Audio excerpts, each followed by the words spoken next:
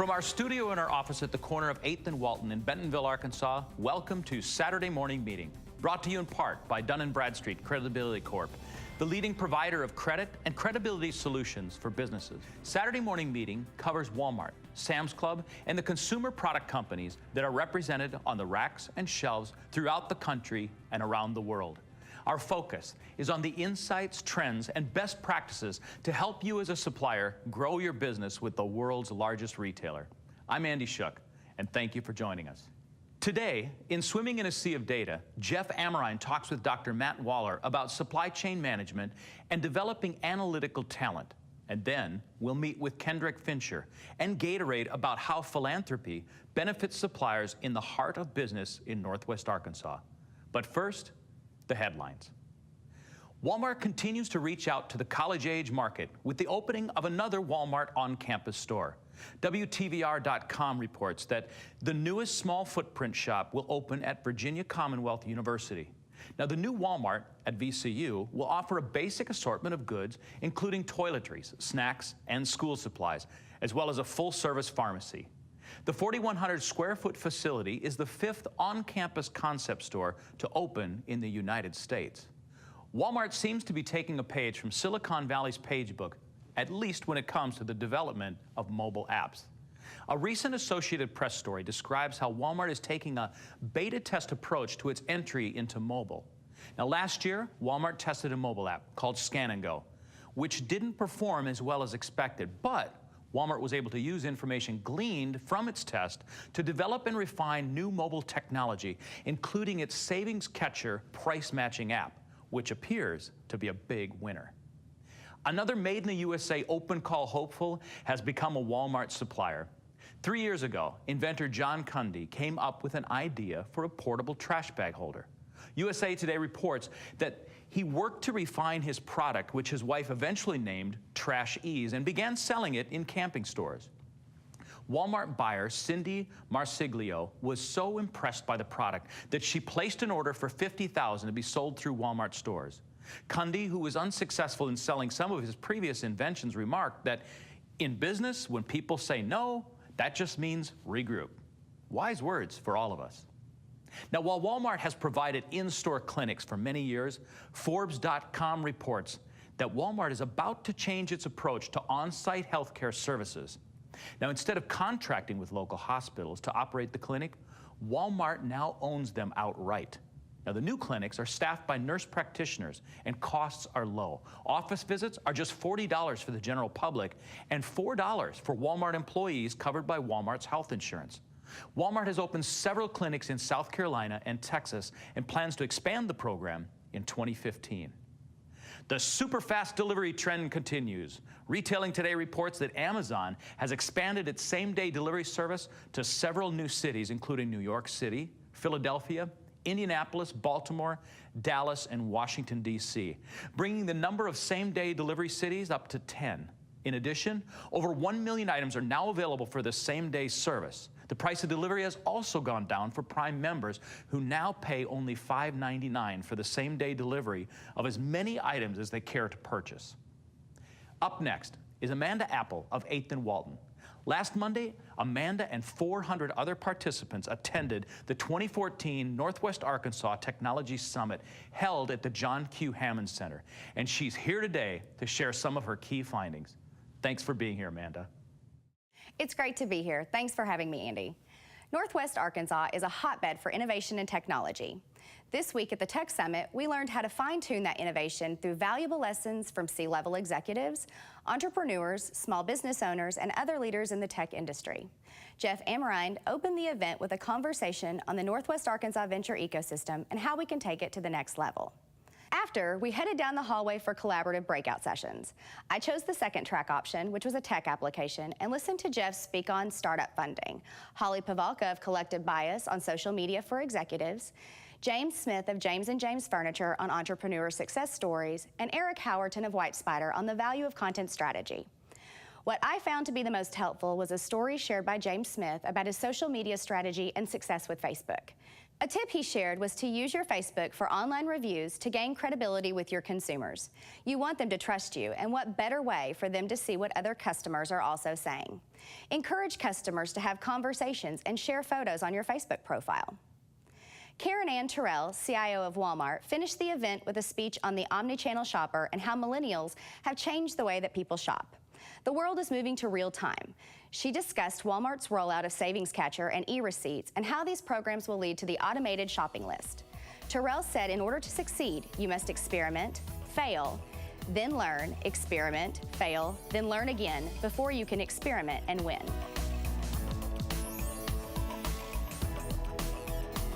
GigWalk is an on-demand mobile workforce that can collect data and do work at retail. Businesses use GigWalk for retail audits, merchandising, and much more. With 350,000 smartphone-enabled workers available on demand, you get unprecedented speed and coverage across the U.S., Canada, and the UK. And all work is reviewed for quality and accuracy. Visit gigwalk.com to learn more.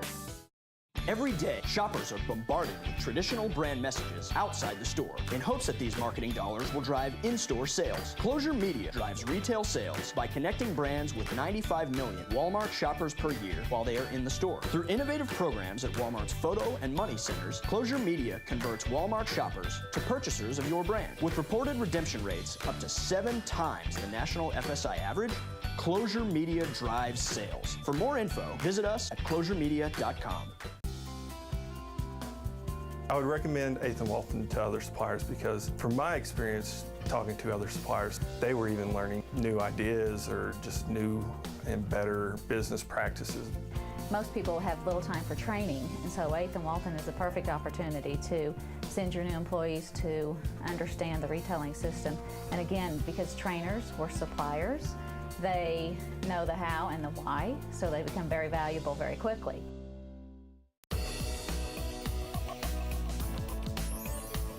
This week on Swimming in a Sea of Data, Jeff Amerine and Dr. Matt Waller of the University of Arkansas discuss what the U of A is doing within supply chain and retail and the areas of opportunity for better data analytics. Today we have Dr. Matt Waller from the University of Arkansas, a real world-class expert in supply chain and data analytics. Matt, thanks for coming in today. Thank you for having me. Appreciate it. Tell us a little bit about your background to give us a little bit of context as it relates to data and retail and all the things that will be of interest to the audience. Well, when I was at Penn State University in the Smeal College, I read about what was going on in Northwest Arkansas with Walmart sharing data, POS data and other kinds of data with suppliers. And I was really intrigued by it, so I was really interested in coming here and learning more about it. So when the Walton College, it was before the Walton College was the Walton College, decided to build up their supply chain program, I interviewed here in 1994 and moved here in August of 1994. And I just couldn't believe how brilliant an idea it was to share POS data with suppliers. And not only POS, but other kinds of data. Because of the fact that I observed it was causing analytics competition among suppliers. In other words, suppliers were trying to compete for insights and innovative ways of looking at products and how products are selling and how to make the supply chain more efficient, which I don't think was the original idea. It's really a positive unintended consequence of providing that. It was clearly a positive unintended consequence. And it got you here. It intrigued me, and so I've been here 20 years. Wow. And I've worked with lots of companies on data analytics, especially with respect to category management and supply chain management. But now, of course, the University of Arkansas as a whole, and in particular the Walton College, is really putting a focus on retail, supply chain, and analytics. Well, how are you developing the talent that's going to be required to be the next analyst and decision makers? What are you doing out at the Walton College to make that happen? Well, one of the things that we've realized is that people don't learn very well. If you teach someone a general concept and say, now go apply it, it's very hard to do that. But if instead you teach the concept, the analytics, within the context of the domain or the industry, it's a lot easier to apply it. So rather than having lots of new separate analytics courses, we do have some of those. but we're trying to integrate it into our existing courses. That's really interesting. As you look at so talent is one big part of the equation, but as you look at the challenges that the retail and CPG companies are facing, what are you seeing? What are you seeing the big challenges that are facing them? You know, the biggest challenge that all of these companies face in CPG and retail is innovation. The competition now is based on innovation. What's interesting is we typically don't think of creativity and innovation when we think of analytics. But in reality, creativity and innovation is enabled by analytics. Using the right tools to analyze data, you know, understanding what kinds of data is available is critical. So, for example, you know, people our age, we don't know how to use things like Instagram and all of these new tools, social media tools are out there. Now like for example, in my case, I have an Instagram account, and I use it, but I don't use it the way my kids use it, right? And so a lot of people running companies today don't really understand how these social media tools are being used, so it's very difficult to apply that. What does that say about the methodologies that have been out there? And I mean, how current are those? And how do you see some of that changing, the methodologies for analytics? That's a good question. Well, the slide rule still works, but it's not fast enough. Calculators aren't fast enough. And the basic tools of probability theory and statistics and mathematics, of course, they still work fine. But how they're applied is what is unique and different. And unfortunately, a lot of senior executives in companies don't know what's available. They don't know what data is available. They don't know what kind of analytics are available. So in the Walton College, we're trying to address this from many different directions. One is just with the undergraduates, you know, making sure our undergraduates come out with strong tools, understanding what the data, what data is available, all the way through our graduate programs and even executive education. And you're integrating that into all the coursework. It's not isolated, so there's more practical application. That's right. I got it. Yeah, so for example, we could teach statistics and forecasting. We could have a course called forecasting. Instead, we have a course called business logistics. We have another course called advanced logistics. And we teach forecasting within the context of inventory management. Got it. It's a lot easier to understand in the context of a real problem. Well, we've got about a minute to go here, and I'd really be interested, as one of the thought leaders in this space, what's your crystal ball showing? What's coming next? What do you see as the opportunities that everybody ought to be thinking about? The fact is, analytics, technology, and data are changing society. Society's not changing them. They're changing society. And we have to adapt quickly. The companies that are able to adapt quickly will succeed. A real competitive advantage, right? A huge competitive advantage. And it's the same with institutions like universities. The University of Arkansas is and must adapt to these changes. Use the technology to teach better and make sure that students come out. Not everyone needs to be a programmer, but everyone needs to understand programming. Matt, that's fantastic. Thanks for coming in. We appreciate you sharing some of your insights. It's great to have a thought leader like you in the area. And stay tuned. And specifically, next week, we're going to have Ryan Fraser, the CEO of DataRank, on Swimming in a Sea of Data. And there's more Saturday morning meeting coming right up. K-Stack, the leader in collaborative retail consolidation programs. We offer the supply chain expertise needed to navigate the challenges of selling products with the world's largest retailers. And we provide customers with a customizable, scalable, environmentally sustainable supply chain with the same advanced technology typically used by larger rivals. By leveling the playing field, K-Stack lowers distribution costs and increases overall margins. K-Stack, retail logistics is what we do. Bentonville Commerce, less than 1 mile from the Walmart home office. You'll love the convenience, amenities, and customized options Bentonville Commerce offers. For more information or a tour, call 479-200-1112 today. My colleagues and I were lucky enough to have a custom course put together for us by Ethan Walton and Iris, our instructor. It focused on all the different aspects of what an analyst might need from retailing to work with Walmart. I think what surprised me most is that there were so many things that I had not been using in Retail Link that would be valuable for me and that I hadn't attempted to use yet. And also just some tips and shortcuts. Iris has a lot of experience, and she knows how to help you find things that are going to help you do your work.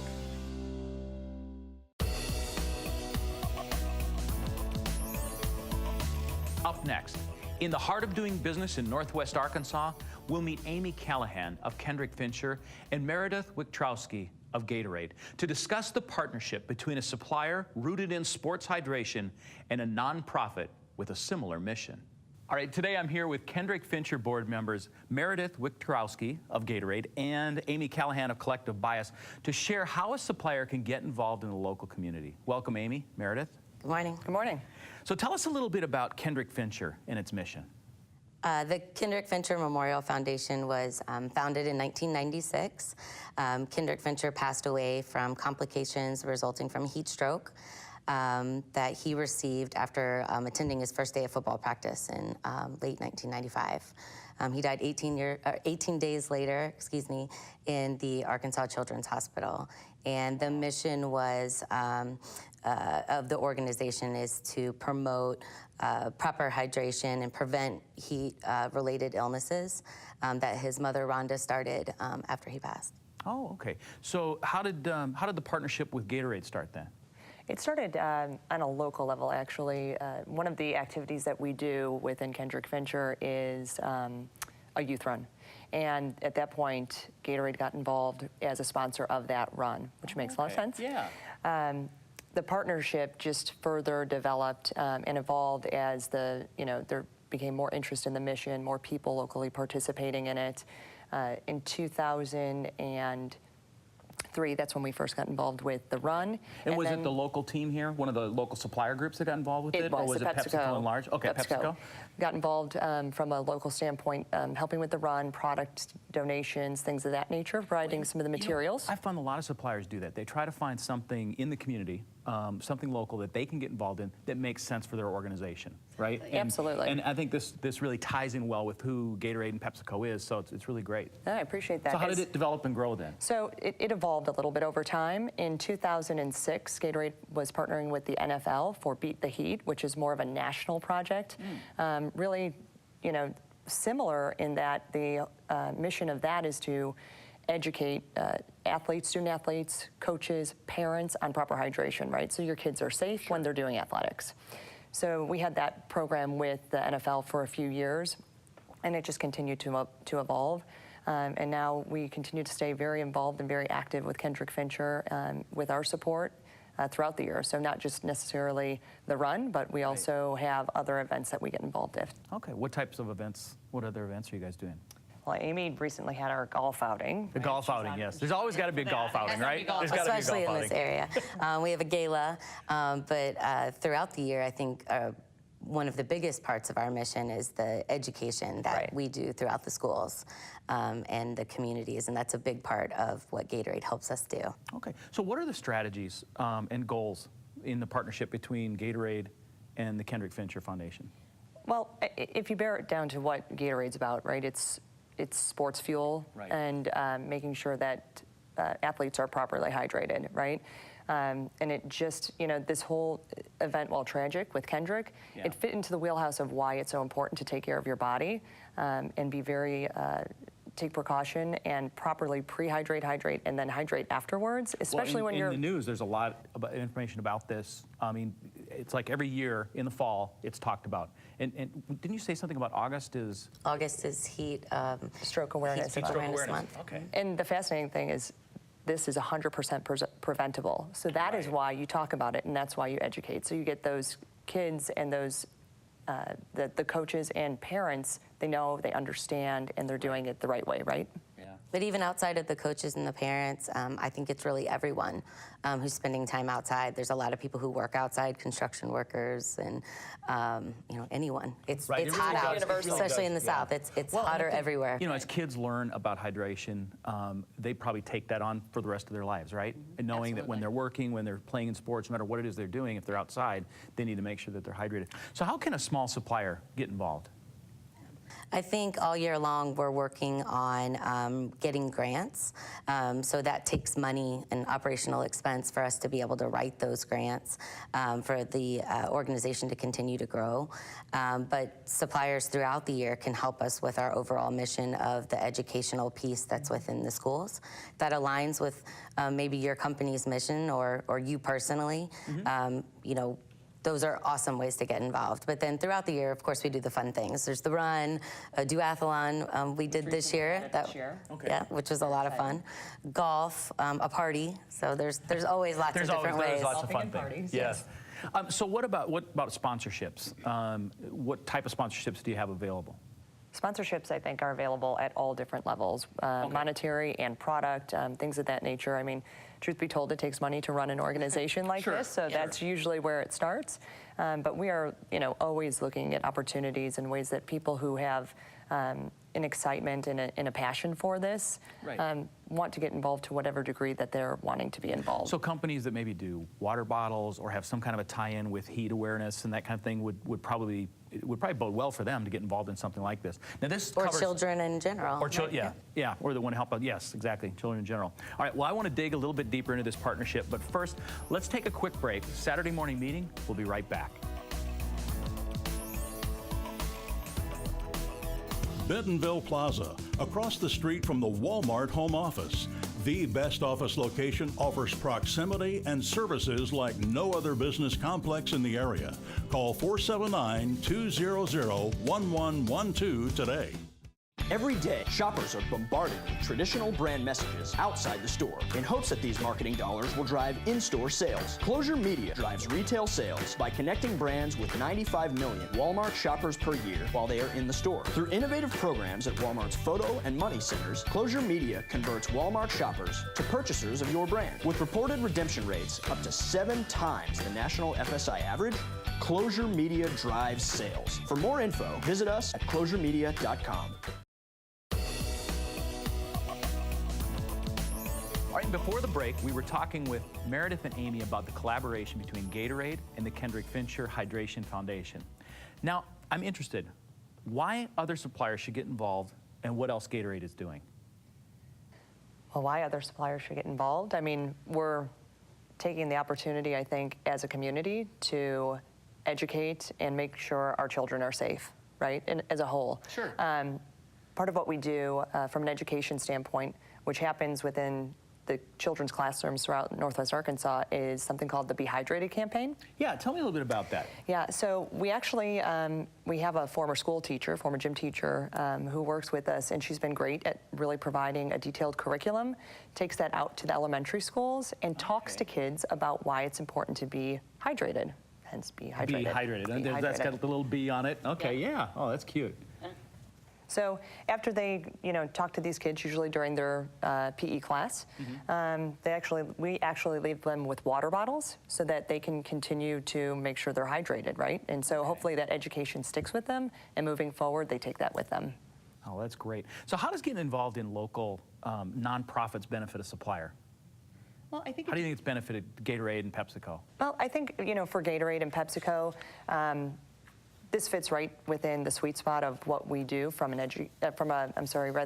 hydration standpoint. Gatorade's all about hydration. It's about athletic performance, and when you talk about kids being hydrated and football in the South, perhaps, it kind of fits right in the middle of that. So it does, and they love their football, don't they? They do love their football. They do. Absolutely. So I think it, you know, depending on where you are or who you are as a supplier and what's important to you, probably somewhere in the mix. Health, wellness, and children are important to you. So there's probably a sweet spot for everyone. So health, wellness, and children. Okay. So I hear you guys have a big event coming up. Sure do. So tell us about that. What's that all about? So August 23rd, we will be having our annual gala. It is called A Cool Summer Homecoming. hence the football theme. We're going into football season.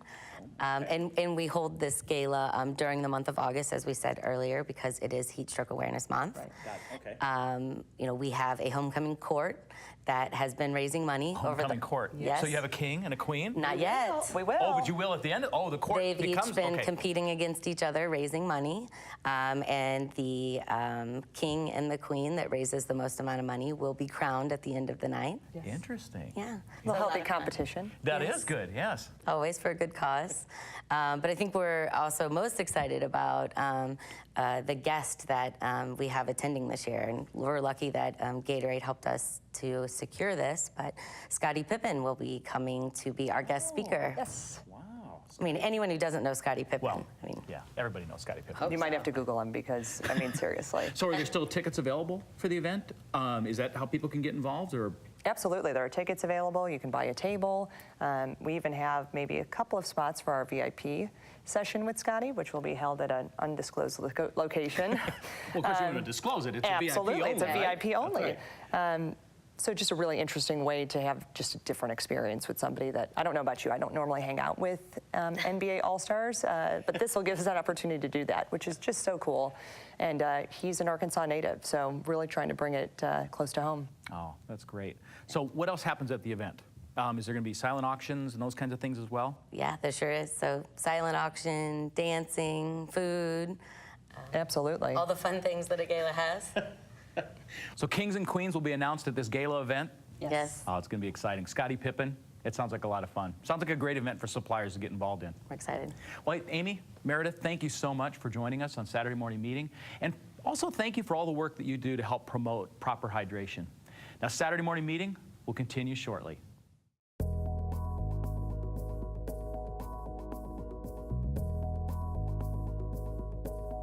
It's now time for Retail Insights, presented by Field Agent. Joining me is Chief Business Development Officer Henry Ho. Henry, welcome. It's good to be here, Andy. So Northwest Arkansas Technology Summit happened this week in Northwest Arkansas. What happened? Well, there were some great things going on there. One of the highlights of the summit was Karen Ann Terrell, the Chief Information Officer of Walmart. And she shared some very exciting things going on within Walmart as they look at the intersection of physical and digital and where it's going. A couple of interesting statistics I think that everybody would be interested in knowing. One is that 65% of Walmart shoppers today have a smartphone, compared to 78% across America. And it's estimated that by another year or so, 90% of shoppers will have a smartphone. Now, the interesting thing about that is that 50% of the Walmart shoppers today are using their smartphone to assist them and help them with their shopping. Now, what are they doing with what are they doing? smartphone? How are they, 49% are using it to compare prices, 66% are doing product research, and then about 35% are checking reviews, what other shoppers are thinking.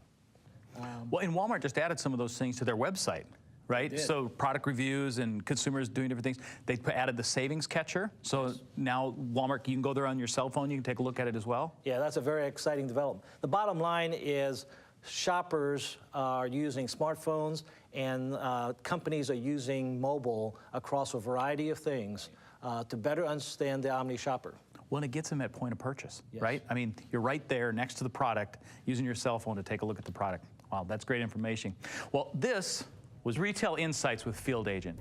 Join us next time when we talk with Henry about the omni-channel shopper on Saturday Morning Meeting.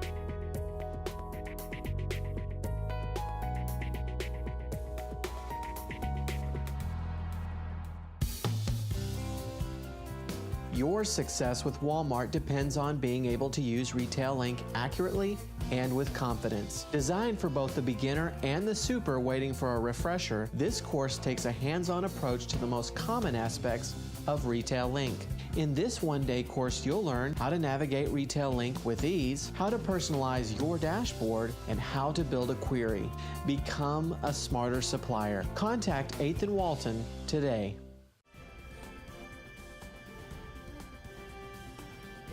Our thanks to Jeff Ameriine, Dr. Matt Waller, Amanda Apple, Meredith Wiktorowski, and Amy Callahan. Join us next week when we talk with Jay Whitmer of Cleveland Research about a survey that reveals what's affecting consumers this year. And in Swimming in a Sea of Data, Jeff Amerine talks to a former student of his, Ryan Frazier, co-founder and CEO of DataRank.